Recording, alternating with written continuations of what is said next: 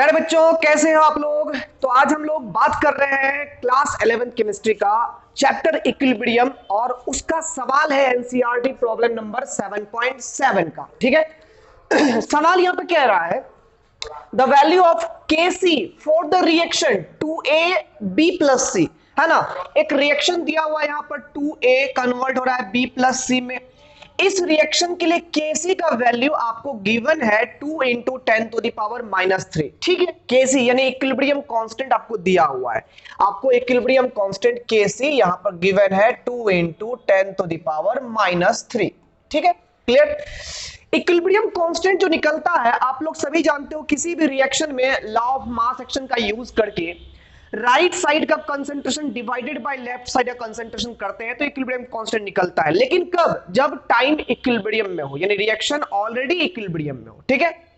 लेकिन same formula अगर किसी और समय के लिए, यानी जनरल टाइम के लिए अगर लगाया जाए, राइट बाय लेफ्ट ही करे कंसंट्रेशन का, लेकिन किसी भी टाइम के लिए करे, तो वो कांस्टेंट वैल्यू जो आता है उसको रिएक्शन कोशेंट बोलते हैं, जिसका यूज रिएक्शन के किसी भी टाइम में डायरेक्शन प्रेडिक्ट करने के लिए किया जाता है कि ये रिएक्शन एट दैट टाइम किस डायरेक्शन में प्रोसीड होगा। और आपका सवाल भी यही कह रहा है, सवाल कह रहा है एट अ गिवन टाइम, किसी टाइम में the composition of reaction mixture, आपको किसी भी टाइम में रिएक्शन में, हमारे पास मिक्सचर में 3 कंपोनेंट है, ए है, बी है और सी है।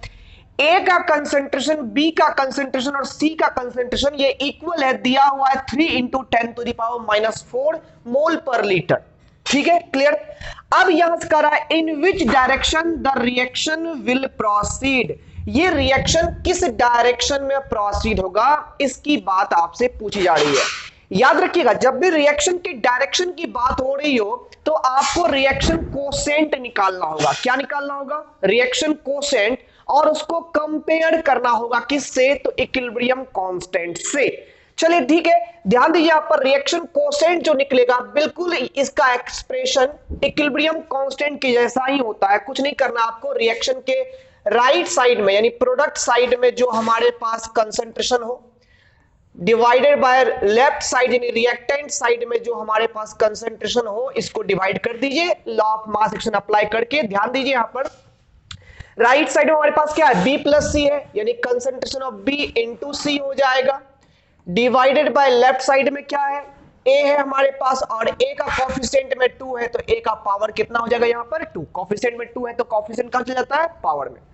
अब यहां पर हम लोग QC का वैल्यू निकाले तो B का कंसंट्रेशन दिया हुआ है आप लोगों को, देखो गौर से, यहां पर A B C सब आपस में बराबर है। A B C सब आपस में बराबर, यानी कि B को हम लोग लिख सकते हैं concentration of C Guna C को C ही लिख दिए, और A को भी लिख सकते हैं कंसंट्रेशन ऑफ C, क्योंकि सब तो बराबर ही है। तो A का यहां पर C लिख दिए, C का क्या हो गया? स्क्वायर। ये टोटल टर्म यहां पर कैंसिल आउट हो गया और वैल्यू कितना आ गया? यहां पर 1 आ गया। QC का वैल्यू कितना आ गया? डायरेक्टली 1 आ गया यहां पर।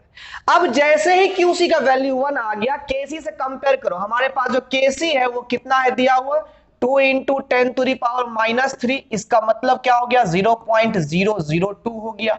और QC का मान कितना आया है? QC का मान आ गया है 1, यानी कि देख सकते हो आप कि KC से ज्यादा वैल्यू किसका है? हमारा QC का है। बोलो हाँ या ना। KC से हमारा ज्यादा वैल्यू किसका आ गया है? QC का आ गया है। और इसका मतलब हो गया QC ज्यादा है, QC का वैल्यू बड़ा है, इसका मतलब प्रोडक्ट साइड, राइट साइड का कंसंट्रेशन क्या है? बड़ा है। जाहिर सी बात है, इस रेशियो में ऊपर वाला वैल्यू बड़ा होगा तब ना QC का वैल्यू बड़ा होगा। अगर QC का वैल्यू ज्यादा है, इसका मतलब हमारे पास राइट साइड का कंसंट्रेशन क्या है? ज्यादा है। और इक्विलिब्रियम का नियम कहता है कि जब आपके पास राइट साइड का कंसंट्रेशन ज्यादा है तो उस टाइम में रिएक्शन का नेट डायरेक्शन राइट टू क्या होगा? लेफ्ट होगा। राइट टू क्या होगा? लेफ्ट होगा। यानी जिस साइड में कंसंट्रेशन ज्यादा है उधर से रिएक्शन प्रोसीड करेगा अपोजिट डायरेक्शन में। तो रिएक्शन का ये डायरेक्शन कहलाता है फॉरवर्ड डायरेक्शन और ये कहलाता है reverse direction.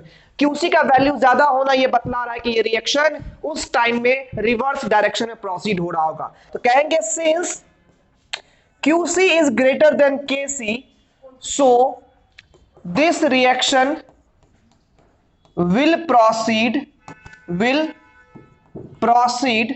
in reversed direction। Clear हो गया। और वैसे बतला दो, ये क्वेश्चन आपका इस स्मार्ट बोर्ड का पहला क्वेश्चन है हमारे चैनल पर। स्मार्ट बोर्ड से ये फर्स्ट क्वेश्चन आया हुआ है। आप लोग एक्सपीरियंस, अभी वैसे सारी सुविधा नहीं है, लाइट वाइट का सुविधा यहाँ पर नहीं हुआ है, तो जितना भी है आप लोग कमेंट जरूर बताओगे कैसा है ये इसका परफॉर्मेंस। या भी फर्स्ट, मेरा तो एक्सपीरियंस बहुत ही अच्छा लग रहा है, बहुत ही थोड़ा सा नया नया सा भी लग रहा है, बहुत अच्छा भी लग रहा है। आप कमेंट में जरूर बताएंगे आपको कैसा लग रहा है, ठीक है। फिर हम लोग स्टूडियो बनाएंगे तो अच्छा सा कुछ होगा, यूट्यूब पर कंटिन्यूअस वीडियो भी जाएगा। और एनसीईआरटी का ये सॉल्यूशन आपको कैसा लगा, समझ में आया कि नहीं आया, इसके बारे में तो डेफिनेटली कमेंट करना ही है। मिलते हैं हम लोग अगले वीडियो में। Bye bye, take care.